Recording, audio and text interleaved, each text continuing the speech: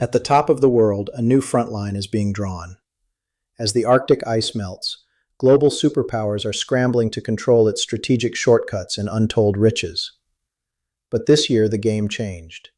In a historic first, Sweden, NATO's newest member, has stepped up to lead a critical air defense mission over this volatile region. And the fighter jet they sent to do it? That was no accident.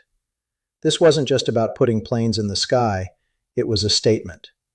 This is the story of why Sweden's JAS-39 Gripen, an aircraft born from Cold War paranoia, was made for the Arctic, and how its unique design philosophy is reshaping NATO's northern flank. So why is sending a handful of Swedish jets to Iceland such a big deal? To get it, you have to look north, to a region that's transforming faster than anywhere else on Earth. The Arctic is warming at nearly 4 times the global average, and this isn't just an environmental story. It's unlocking a geopolitical Pandora's box. For centuries, the polar ice cap was a massive, impenetrable barrier. Now it's opening up, revealing 2 things the world's great powers crave: new sea routes and vast resources. First, the routes. The Northern Sea Route, a shipping lane snaking along Russia's coast, could slash transit times between Europe and Asia by weeks. China, which calls itself a near-Arctic state, has already baked this route into its Polar Silk Road initiative, dreaming of a new artery for global trade that it can influence. Whoever controls these sea lanes will have a say over trillions of dollars in future commerce. Then you have the resources. The U.S. Geological Survey estimates the Arctic holds up to 13% of the world's undiscovered oil and 30% of its undiscovered natural gas, not to mention huge deposits of rare earth minerals that our modern tech depends on. As the ice disappears, all that wealth is becoming reachable for the first time in human history. This is why we're seeing military hardware returning to the Arctic. Russia has been busy reopening and upgrading dozens of old Soviet-era military bases along its northern coast, creating a militarized shield from the Kola Peninsula to the Bering Strait. These bases are packed with advanced radar, long-range missiles, and runways for strategic bombers. Moscow is sending a clear signal. We will dominate our Arctic frontier. In response, NATO has declared the High North a vital strategic zone. It's the physical connection between North America and Europe, making it a critical corridor for surveillance and defense.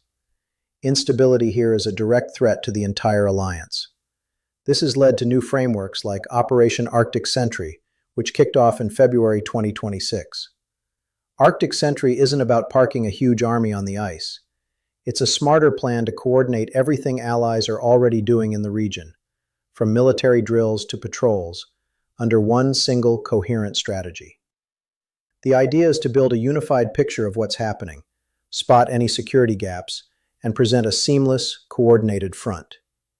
And it's into this high-stakes arena that Sweden and its Gripen have just made their grand entrance. When you picture a top-tier fighter, you probably think of American jets like the F-22 Raptor or the F-35, beasts of stealth, power, and price.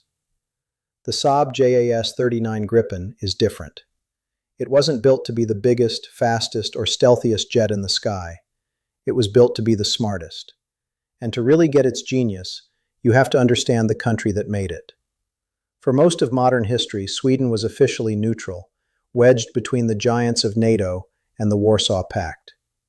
Its entire defense strategy was built on a nightmare scenario.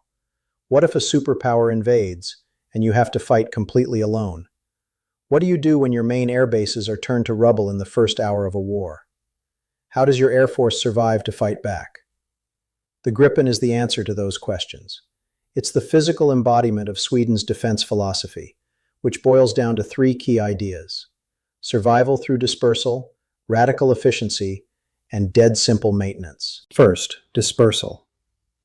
The Swedes knew that giant, centralized air bases are just big targets. So they designed an air force that doesn't need them. The Gripen was built to operate from scattered, unconventional spots. It can take off and land on runways as short as 800 meters. Even more impressively, it's designed to use straight sections of public highways as makeshift airfields.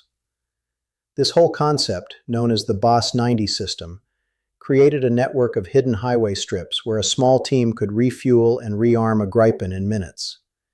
It creates a sort of guerrilla air force that's incredibly hard for an enemy to find and destroy. Second, maintenance. In that kind of scattered, on-the-run operation, you can't have a fighter that needs a whole crew of specialists and delicate equipment. The Gripen was designed so that a small team of conscripts could get it ready with standard tools. The engine can be swapped out in the field in about an hour. The goal was a lightning-fast turnaround: refuel, rearm, and back in the air in under 10 minutes for an air-to-air mission. That ridiculously high sortie rate means a small number of Gripens can have the same battlefield impact as a much larger fleet of more hangar-bound jets. Finally, there's the cost. And not just the sticker price. The Gripen has one of the lowest costs per flight hour of any modern Western fighter. For a country like Sweden on a tight budget, this was a necessity. For an alliance like NATO needing to run long-term missions like air policing, that efficiency is a massive strategic plus. The Gripen isn't just a plane, it's a network. Its advanced data link lets a group of Gripens act like a single brain. One jet can use its powerful radar to find a threat and then silently beam that targeting data to a wingman, who can launch a missile without ever lighting up their own radar. It's a flying wolf pack designed for survival and lethal efficiency. So, with the stakes set and the tool chosen, let's get to the mission itself. In February and March of 2026, Sweden's Skaraborg Air Force Wing F-7 sent 6 JAS-39 Gripen fighters and over 110 people to Keflavik Air Base in Iceland to conduct NATO's Icelandic air policing mission. This wasn't just another deployment, it was a huge milestone. For the first time since joining the alliance in March 2024, Sweden was taking the lead on a NATO mission. So what exactly is air policing? It's one of NATO's most fundamental jobs. Think of it less like a combat patrol and more like a 24/7 neighborhood watch for the skies. Since Iceland doesn't have its own military, NATO allies take turns sending fighter jets to guard its airspace, a practice that's been going on since 2008. The main job is to be on Quick Reaction Alert, or QRA. Day and night, 2 fighters are on the tarmac, armed and fueled, with pilots suited up and ready to go. If an unidentified aircraft approaches NATO airspace, those QRA jets can be in the air within minutes. Their mission is to fly out, get a visual ID on the aircraft, try to make radio contact, and escort it until its intentions are clear. It's not about starting a fight. It's about sending a calm, firm message. We see you, and this airspace is protected. This particular mission fell under the umbrella of NATO's Arctic Sentry activities, tying it into the alliance's bigger picture for the High North. The Swedish jets weren't acting alone. They were under the full command of NATO's Combined Air Operations Center in Udom, Germany, plugged directly into the alliance's defense network. It was also a masterclass in teamwork, with the Swedish Gripens working alongside Danish F-35s and German Eurofighters, proving that different jets from different countries can operate as one unified force. For Sweden, this was a powerful moment. After 200 years of staying out of military alliances, here they were, leading a collective defense mission.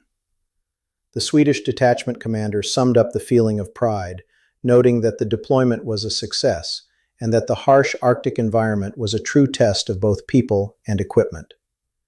This mission was Sweden's way of announcing to the world, we're not just members of NATO, we're ready to lead from the front in its most critical regions.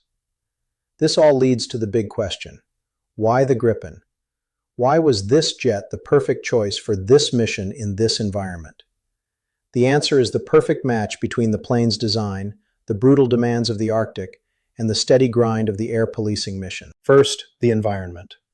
The Arctic is unforgiving. We're talking extreme cold, huge distances, and almost no infrastructure. The few big air bases that exist are obvious targets. In a place like this, the Gripen's weirdest features become its greatest strengths. The aircraft was literally built for the cold, designed to work flawlessly in temperatures that can make other fighters act up. But its real trump card is that legendary ability to operate from anywhere. While other jets need long, perfect runways, the Gripen's talent for using short, icy strips, or even public roads, means it can be scattered across the landscape. You can't knock out the Air Force by hitting one or two main bases. That idea of dispersal is a complete game changer in the vast, empty Arctic. Second, the mission itself is tailor-made for the Gripen's efficiency. Air policing is a marathon, not a sprint. It means keeping a constant watch, 24/7, for weeks on end. This is where the Gripen's rock-bottom operational cost and easy maintenance really shine. Its ability to get turned around fast by a small crew means a detachment of just 6 Gripens can provide the kind of coverage that would take a bigger, more expensive fleet of other jets. For NATO, that means a more sustainable, affordable way to keep watch over the North. Finally, there's the Gripen's technology. The latest Gripen E model has a cutting-edge AESA radar, giving it a huge advantage in spotting targets over the long distances of the Arctic. It can also supercruise, flying at supersonic speeds around Mach 1.1 without chugging fuel on an afterburner, letting it intercept potential threats faster and patrol bigger areas. And then there's its bite. The Gripen is armed with the Meteor air-to-air missile. The Meteor is arguably the most advanced missile of its kind, with a ramjet engine that keeps it screaming at high speed all the way to the target. It completely outranges many of the missiles used by potential adversaries. A Gripen armed with Meteors creates a massive defensive bubble, holding hostile aircraft at risk from over 100 kilometers away. As the Swedish military leadership has emphasized, the Arctic is a core part of their new operational area in NATO, and deploying the Gripen shows they're bringing a perfectly tailored tool that makes the entire alliance stronger. Sweden's mission in Iceland isn't a one-off. It's a preview of the country's future role in NATO, and a sign of the Gripen's growing importance for European security. First off, Sweden is serious about being a net security provider, meaning it wants to contribute more to the alliance than it consumes, and they're putting their money where their mouth is. The Swedish government is massively hiking its defense budget, with plans to spend well above the 2% NATO minimum. The Air Force wants to eventually operate 120 Gripens, blending the newest E models with upgraded older versions. That's a serious commitment to being able to pull their weight for decades to come. The Gripen itself is constantly getting better. Saab is under contract to keep developing the jet through 2028, ensuring it stays on the cutting edge with better sensors, software, and electronic warfare gear. Beyond its own borders, the Gripen might soon be defending other European skies. There's been a lot of talk with Ukraine about acquiring the fighter. While American F-16s are the first priority, Sweden has smartly positioned its older, but still incredibly capable Gripen C/D models as a potential future transfer to Kiev. This possibility alone shows the Gripen's reputation as a smart, powerful, and practical choice for nations needing to build a tough air defense on short notice. Finally, Sweden's success in Iceland is a real-world case study for other allies, especially those with Arctic territory like Canada. It provides priceless data on how the jet performs in extreme cold and how smoothly it plugs into NATO's command structure. It's a live-fire demonstration of a different way of thinking about air power, one built on efficiency, flexibility, and a whole lot of smarts. The map of the Arctic is being redrawn, and Sweden is holding one of the pens. With the Swedes and their Gripens now fully integrated into NATO's northern defenses, how do you think this changes the strategic balance in the high north? Let us know your thoughts in the comments below. In the end, the story of Sweden's Gripen taking the Arctic watch is about more than just a new NATO member pulling its weight. It's the payoff of a national strategy decades in the making. Sweden's first time leading a NATO air policing mission has proven that the Gripen isn't just another fighter jet. It's a system perfectly, intentionally designed for the exact challenges of the high north.